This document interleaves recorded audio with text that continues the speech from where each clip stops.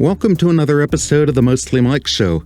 In my local area, there's a section of multi-use trail which ATVs have made a gigantic mud hole, making it impossible to get through on a mountain bike without getting derailleur deep in the mud, which totally sucks. Today I'm going to try to fix it or at least make a bypass around this mud hole. So I got my muck boots and some supplies. Let's get to it. A while back, I found some stones and tried to rock armor a small bypass trail through these ferns. Well, some dirt bike riders got the idea to take this route after making my first attempt at this repair, probably unknowing that someone worked really hard to make this mountain bikeable. This consequently turned it into this not-so-hot, muddy mess.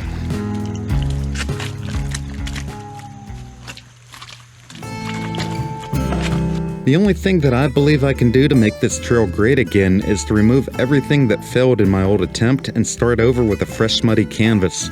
I had installed some larger rocks and pieces of wood placed longitudinally, which turned out to be a horrible idea. I mean, what the f*** was I thinking? These all had to be picked out with a shovel. My repair plan on this section is to rock armor the muddy channel and give it a proper drainage at a single point instead of haphazardly soaking the entire area. At the far end of the bypass is a super muddy ditch that looks like it was dug many years ago but filled in with mud and rotten organic matter. The water looks to contain iron, which is common in this area, having a rich mining history. I plan to add a short piece of 6-inch drainage pipe, then cover it with wood billets to use as a makeshift bridge. I'm going to find the source of the water and give it one efficient way to get to lower ground by way of a small ditch. It won't need much, but we need to keep this flow path open so that the rest of this stretch can dry out. This way, when a dirt bike, or more importantly, a mountain bike, rides through, it won't rut across, which gives us these dreaded mud holes in the first place. They need proper drainage in order to avoid these. So, we dug a trench to establish a flow path for the water. It establishes one flow path instead of going across the area to make the terrain muddy. So I had a leftover 10-foot piece of 4-inch flexible drain pipe, which will be ideal to give this water a single path to the lower ATV mud hole. I will then make a small ditch from that mud hole to reroute the water to its ultimate destination, the creek.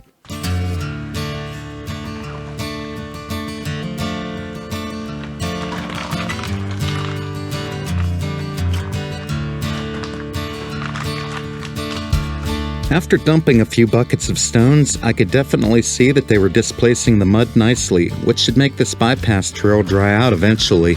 I continued to carry bucket after bucket until I completely covered the pipe, and then the entire area. I continued to build the stones until they were a little higher than the sloppy section originally was, for settlement. The process took a few hours to do, but hopefully this fix should be el permanento. So this is the end of day one. We made a lot of progress. I laid some guidelines in for, so these people, hopefully, when they go through this mud bog, know not to come up on here and smash my pipe. We dug, I don't know how many buckets of rock armoring, and I temporarily barricaded it, so hopefully nobody's gonna come through before it's actually dried out. But I'm hoping that the next time we come in this section, hopefully you're not gonna see any water between the rocks, but time will tell. I just hope that, adding this more efficient drainage is going to eliminate this muddy section. This was enough for day one. I temporarily barricaded this bypass so it will hopefully dry out unhindered by vehicles of any kind. 1 week later. And I'm back. A week had gone by before I made it back out to work on this project. Alright, so here we are, day 2. And I did my little rope sling with the shovel trick. I got a piece of 6-inch corrugated pipe that I bought at one of the local hardware stores.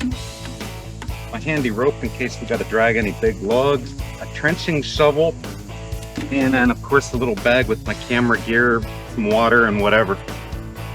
And it looks like no one had ridden across, which was great. I started by doing some work on the ditch by using my narrow 5-inch trench shovel, which in my opinion works best for digging and cleaning out narrow ditches like I'm doing here. Okay, so we got a little bit of a trench started here. I'm going to put the camera on the other side so you can see as we go up further how the water flow is going to increase. I'll put the Amazon link for the shovel in the description. Clicking this link really helps this channel improve future content with small commissions I earn even if you don't buy anything. In my store you can find almost anything I use in these videos. If you like something that's not in my store, just drop a comment below and I'll add it subsequently, providing you with the link in my reply. There was a ton of rotten wood, roots, and other organic matter layered in this ditch, which I removed the best I could. The muck was like sticky peanut butter, making the job really build character. I intentionally left those heavy roots on the end, which should hopefully circumvent smashing the end of the pipe from ATV riders. I put this short piece of 6-inch drainage pipe in the ditch and then cut some dead logs into billets for use as a bridge, as well as to protect the pipe from getting crushed.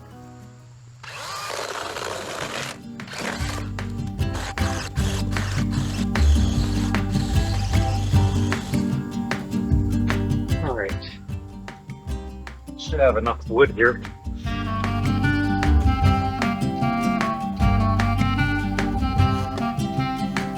I stomped some billets along the sides for added protection.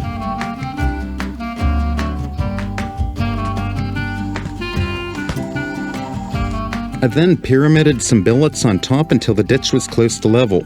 This should hopefully distribute the weight of a dirt bike over the top of the pipe to help mitigate getting a smashed pipe. No one likes a smashed pipe. You, me, nobody. I do plan to monitor the pipe to avoid obstructions, which seems to be paramount in maintaining proper drainage to any place where you do this sort of work. I have some other trail build videos, which I'll put the link to the playlist above and in the description below.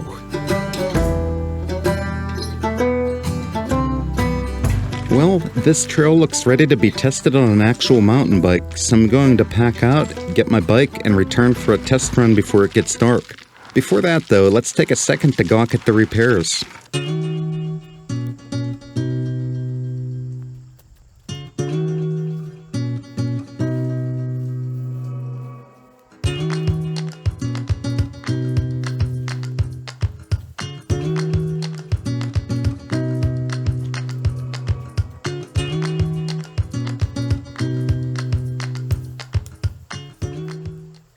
Okay, and I'm back just in time to try it out before it gets dark. Alright, I ran back home and got my bike, and here I am taking my maiden voyage across my newly armored trail.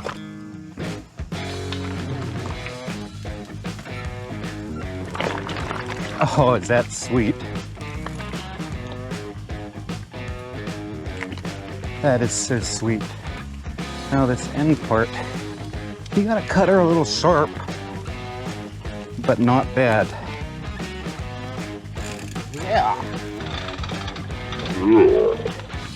The first test ride was successful, and best of all, there's no mud on the tires. Well, at least not much. And it's definitely leaps and bounds better than it was before.